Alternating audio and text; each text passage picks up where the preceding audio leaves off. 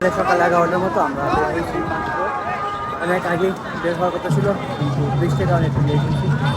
Room থেকে বের হয়ে আমরা প্রথমেই রথের উদ্দেশ্যে রওনা হই, রথের কাছে যাওয়ার। এত সকালে রথের কাছে তেমন একটা ভিড় হবে না বলে যাচ্ছিলাম, তারপর এমন কিছু হবে ভাবিওনি। যাওয়ার পর শুরু হয় হুল্লাহুল্লি, ধাক্কা ধাক্কি, অনেক মানুষ নিচে পড়ে যায়। তারপরে ওই অ্যাম্বুলেন্সে এসে তাদেরকে নিয়ে যায়। আর সেই আতঙ্কে আমরা আর এই জায়গায় 1 মিনিট থাকিনি, আমরা সাথে সাথে ব্যাক করি। আমরা রথের কাছে গেছিলাম, ওই জায়গা থেকে আসছি। ওই জায়গাটায় আপনার বহুত ভিড়, ওই জায়গায় দাঁড়িয়ে থাকার মতো অবস্থা ছিল না। অনেক মানুষ দেখছি এখনই অসুস্থ হয়ে গেছে, অ্যাম্বুলেন্সে করে নিয়ে যাচ্ছে। আর ওই জায়গায় একটা বৃষ্টি পড়তেছে, তারপরে এতটা গরম, শ্বাস শোনা যাচ্ছে না। খুব দ্রুত বেরোয় আইছি, শান্তি লাগতেছে। এখন আপনার রুমে যাবো, শরীর ভিজে শেষ। আর আমার গেঞ্জির অবস্থা, সাদা গেঞ্জি কালারিং হয়ে গেছে, একদিকে লাল একদিকে সবুজ, ডিজাইনার আমার গামছা। 1-2 দিনের জন্য আপনার পুরীতে খাওয়ার অভাব পড়বে না। যেমন ধরুন আমার এদিকে হাইটা গেলে আপনার মানুষ এটাইকে নিয়ে যাবে যে খাওয়ার জন্য। আপনি যদি খাইতে না হচ্ছেন তাহলে ওটা টেলতে টেলতে নিয়ে যাবে। আর আমি তেমন একটা ভাত অন্য টন্য খাই নাই, বিস্কিট আছে হাতে, একটা পকেট আছে 3টা, হাতে একটা ক্যাপ আছে। আর আমার পিছনে একজন আছে আমার দাদা, উনি হচ্ছে ওনার কাছে 2-3টে বিস্কিট আছে। আর একটা লাইনে দাঁড়াইছিলাম আমরেলার, আর একটু অর্ধেক লাইন হইতেই আমি চলে আসছি। আর এক সময় থাকলে হয়তো একটা আমরেলা পাইতাম। রুমে চলে গেছিলাম, আবার ঘুরে আসছি। এক ধাক্কা খায় এমন ভয় লাগছে যে রুমে চলে যেতে হয়েছিল। আমার চিন্তা করতেছি রুমে গিয়ে রোয়াতে আসি, তো ধাক্কায় না খাইতে পারি তাহলে রোয়াতে আসলাম বা কেন। এখন আমার বের হয়েছি, আর মাথায় কে পয়সা পাঞ্জাব ব্যাংকের ফ্রিতে পাইছি। বলতে বলতে একদিন আসি হাতে ধরে দিয়ে গেল।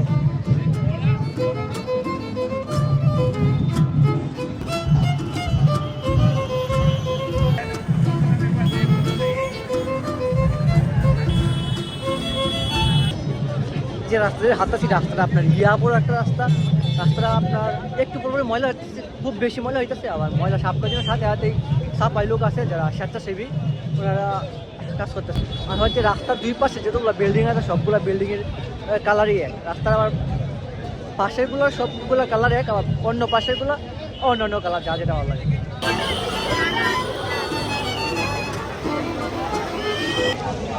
বৃষ্টি থেকে বাঁচার জন্য এর থেকে ভালো উপায় নাই, 20 টাকা গেঞ্জি করে দিন। খুব বেশি বৃষ্টি পড়তেছে, একজনের সাঁতার নিচে আসে, আশ্রয় নিচ্ছি। ওকে চিনিও না।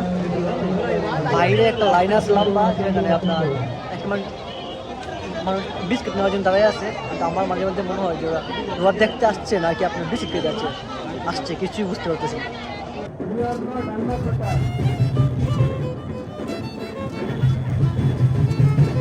এই জায়গাটার পরে হচ্ছে ভয়ঙ্কর জায়গা শুরু, আবার জায়গায় ধাক্কা খায় আসছে।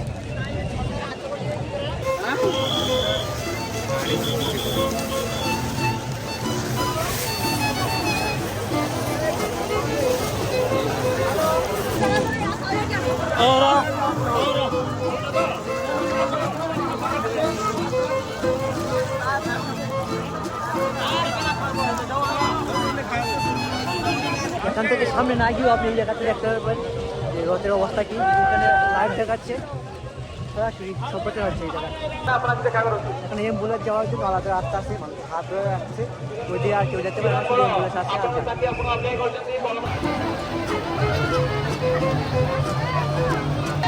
হাঁটতে হাঁটতে পাগুলো ব্যথা করতেছে, পায়ের তালাগুলা, পায়ে জুতো নাই, জুতো ছাড়া আসছি, জুতো মিলাইতে হচ্ছে।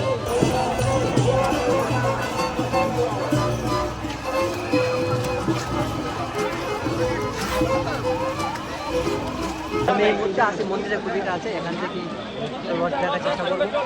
আমার সামনে দেখাচ্ছে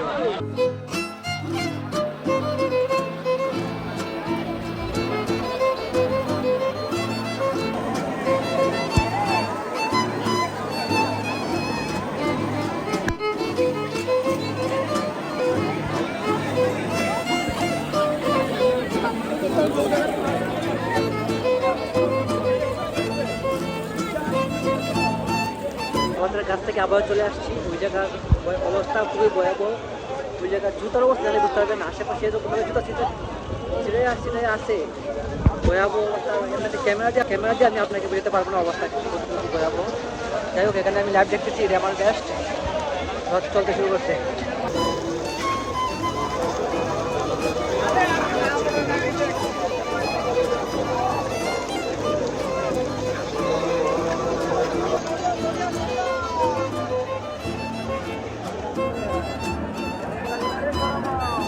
সকাল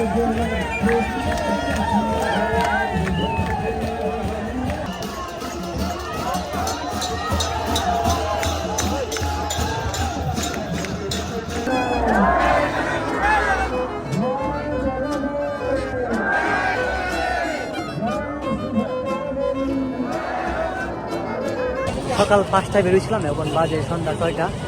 সারাদিন ঘুরছি, ভালো লাগছে। আর আপনার পুরীর হচ্ছে ধাক্কা ধুক্কি খাওয়ার জন্য হলেও একবার পুরী যাওয়া উচিত। তাছাড়া ধাক্কা খাওয়ার পর মানুষের আতঙ্কগ্রস্ত মুক্ত দেখার জন্য হলেও আপনার পুরী আসা উচিত। আর পুরীতে আসলে আপনার আহামরি খুব খরচ হয় না, অল্প করেতেই ঘুরে যাওয়া যায়।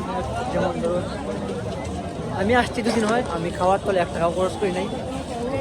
টাকার জন্য প্রতি রাত 250 টাকার মতো দিতে হইতেছে। আর খাওয়ার জন্য পুরাই ফ্রি। বড় বড় কোম্পানি আছে, আম্বানি আছে, টাটা গ্রুপ আছে, ওরাই আপনার ওরা ছাড়াও লোকাল মানুষরাও খাবার স্টল দিয়ে বসছে, আপনাকে ডেকে ডেকে নিয়ে খাওয়াবে। আপনার যদি পুরী রথ দেখা ইচ্ছে থাকে তাহলে নেক্সট রথ আপনার জন্য।